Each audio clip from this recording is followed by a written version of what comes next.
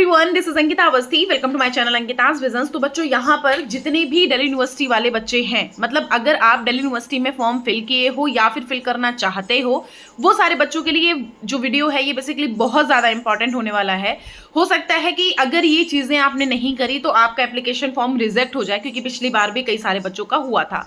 तो कुछ कुछ चीज़ों को हम यहाँ पर बताने वाले हैं, प्लस आपको यहाँ पर हम ये बताएंगे कि कैसे आपको प्रेफरेंस लिस्ट अपनी बनानी है, क्योंकि आपका जो डीयू का एप्लीकेशन फॉर्म होता है उसमें सबसे ज्यादा मायने रखने वाली चीज है प्रेफरेंस लिस्ट। अगर आप प्रेफरेंस लिस्ट नहीं बना पा रहे हो तो आप हमारे कमेंट बॉक्स में कमेंट कर दो कि मैम हम अपने प्रोग्राम वाइज अपनी प्रेफरेंस लिस्ट को नहीं बना पा रहे हैं। आप अपने प्रोग्राम को लिख दो, प्लस अगर आप प्रोग्राम लिस्ट जानना चाहते हो कि हमें किस वे में हमको ये लिस्ट बनानी है, कैसे हम कौन सा प्रोग्राम पहले रखें, कौन सा कॉलेज हम पहले रखें, इन सबसे रिलेटेड अगर आपको एक वीडियो चाहिए तो मैं आपको वो क्लियरली एक वीडियो बना करके दे दूंगी। उसके लिए आप हमारे कमेंट बॉक्स में कमेंट कर दीजिएगा। अब सुनो, बच्चे क्या करते हैं, ज्यादातर बच्चे जो जिनकी ड्रीम यूनिवर्सिटी होती है कि भाई हम दिल्ली यूनिवर्सिटी जाकर के पढ़ेंगे, जेएनयू जाके पढ़ेंगे, प्लस कुछ कुछ बच्चे बोलते हैं कि भैया हम बीएचयू भी जाके पढ़ेंगे, बट उनका मतलब उनके मार्क्स अच्छे होते हैं। मार्क्स अगर उनकी जैसे मान लिया कि 170 180 मार्क्स हैं या फिर 200 प्लस मार्क्स हैं, उनके मार्क्स अच्छे आए हैं, लेकिन उनका जो प्रेफरेंस लिस्ट है वो गलत मतलब फिल करने की वजह से उनको वो कॉलेज नहीं मिल पाता है। कुछ कुछ ये चीज़ें होती हैं जिनसे आपका मार्क्स जो आपको मिला है उसका भी फायदा नहीं मिलता है, प्लस आपने जो वो फॉर्म फिल किया है उसका भी फायदा नहीं मिलता है। अब यहाँ पर हम कुछ कुछ चीजें आपको क्लियर करने वाले हैं, ध्यान से सुनना। अगर कोई कंफ्यूजन, कोई डाउट होता है तो आप हमारे कमेंट बॉक्स में कमेंट कर दीजिएगा, मैं आपको क्लियर कट हर एक चीज के बारे में बता दूंगी। तो सुनो, जब भी आप दिल्ली यूनिवर्सिटी का फॉर्म फिल करते हो तो उसमें अपने कॉलेज के प्रेफरेंस लिस्ट को अच्छे से फिल करना। जैसे कि अगर हम नॉर्मली बात करें, हम एक लिस्ट आपको प्रोवाइड कर दे रहे हैं, मतलब एक नॉर्मल अभी बता दे रहे हैं, एक हम अलग से वीडियो बना के दे देंगे जिसमें हम वो प्रेफरेंस लिस्ट आपको दे देंगे। अगर आपको नॉर्थ कैंपस और साउथ कैंपस दोनों की चाहिए तो उसके लिए भी हम दे देंगे। अभी हम जो यहाँ पर बोल रहे हैं उसको ध्यान से सुनो। अगर हम यहाँ पर नॉर्थ कैंपस की लिस्ट बना रहे हैं तो सबसे पहले और उसके धीरे धीरे बाद में हम कौन से कॉलेजेस को रख सकते हैं उसके बारे में, जैसे कि हमने बोल दिया मिरांडा रख लो, फिर हिंदू रख लो, फिर किरोरीमल रख लो, फिर हंसराज रख लो, फिर रामजस रख लो। ये कुछ इस तरह की आपको प्रेफरेंस लिस्ट बनानी है। जैसे कि मान लिया आपके मार्क्स हैं बहुत अच्छे, आपने वो कॉलेज रखा ही नहीं, आपने ढंग का कोई कॉलेज रखा ही नहीं, आपने ऐसा कॉलेज रख दिया जो कि आपके मार्क्स के अकॉर्डिंग बहुत मतलब वो बहुत ही कम मार्क्स को भी एडमिशन दे देता है। आपके मार्क्स के अकॉर्डिंग आपका बहुत अच्छा कॉलेज मिल सकता था, लेकिन आपने प्रेफरेंस लिस्ट ठीक से नहीं बनाई, इस वजह से हो गया। प्लस दूसरा ऑप्शन क्या होता है, फॉर्म रिजेक्ट होने का।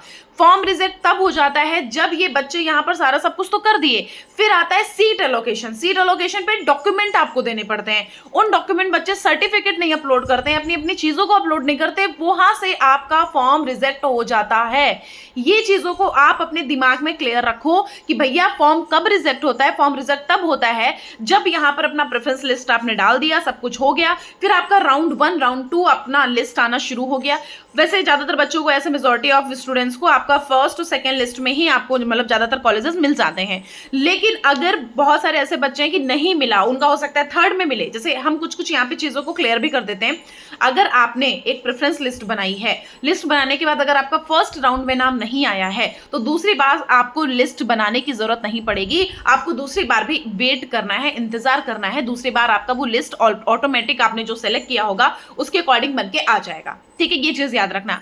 नेक्स्ट चीज ये होती है, जब ये लिस्ट आ जाती है, आपको कॉलेज मिल गया, फिर उसके बाद आपका आता है सीट एलोकेशन। सीट एलोकेशन जो आती है उसके बाद आपसे डॉक्यूमेंट्स मांगे जाते हैं, और उन डॉक्यूमेंट में बच्चे बहुत गड़बड़ करते हैं। उनमें सर्टिफिकेट मांगा गया तो सर्टिफिकेट नहीं दे पाए, उनमें अगर गैप सर्टिफिकेट या कुछ कुछ ऐसे सर्टिफिकेट्स मांगे गए या फिर कुछ डॉक्यूमेंट्स मांगे गए जो आपके पास नहीं अवेलेबल है।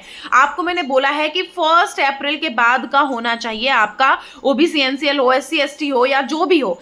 ईडब्ल्यूएस तो चलो कोई बात नहीं है, 2024 से मतलब 1 साल का वो वैलिडेशन उसका होता है, तो उसकी वैलिडिटी खत्म नहीं होगी अगर आपका 24 में लास्ट दिसंबर वगैरह में बना होगा तो हम आपको इतना बता देते हैं कि अगर आपके पास डॉक्यूमेंट्स क्लियर नहीं है, प्रिपेयर रख के नहीं कर बैठे हो, तो उन सबको प्रिपेयर कर लो, क्योंकि आपका बहुत जरूरी होता है दिल्ली यूनिवर्सिटी में ये सारा सब कुछ अरेंजमेंट करना। क्योंकि दिल्ली यूनिवर्सिटी में ने अपना एप्लीकेशन फॉर्म फिल कर दिया है, अपना प्रेफरेंस आप लोग डालना शुरू कर दिए हो, अपने प्रेफरेंस को डाल करके अपलोड करना शुरू कर दिए हो। अब ये दिल्ली यूनिवर्सिटी क्या करेगी, कुछ टाइम बाद अपना प्रोसेस शुरू करके अपना सीट एलोकेशन का प्रॉपर आपको लिस्ट देने लग जाएगी, फिर आपको यहाँ पर अपना अलॉटमेंट होना शुरू होगा। तब डॉक्यूमेंट्स मिलेंगे। तो बच्चों डॉक्यूमेंट पूरी तरह से क्लियर कर लो। डॉक्यूमेंट का एक अलग से वीडियो मैं प्रोवाइड कर चुकी हूँ, एक अलग से वीडियो भी मैं एक और देने वाली हूँ, तो वो वीडियो आप लोग जरूर से देख लेना। प्रॉपर तरह से हर एक एक चीज मैंने उसमें दे रखी है, आप जाओ वो वीडियो देखो, उसमें मैंने एक एक डॉक्यूमेंट के बारे में बहुत अच्छे से क्लियर कर दिया है। हर एक कैटेगरी का मैंने डॉक्यूमेंट बता दिया है, general, EWS, OBC, NCL, SC, ST, सबके बारे में मैंने वहां पर एक एक बच्चों के बारे में यहां पर मैंने क्लियर कर दिया है। तो वो एक बार डॉक्यूमेंट वाला वीडियो देख लेना।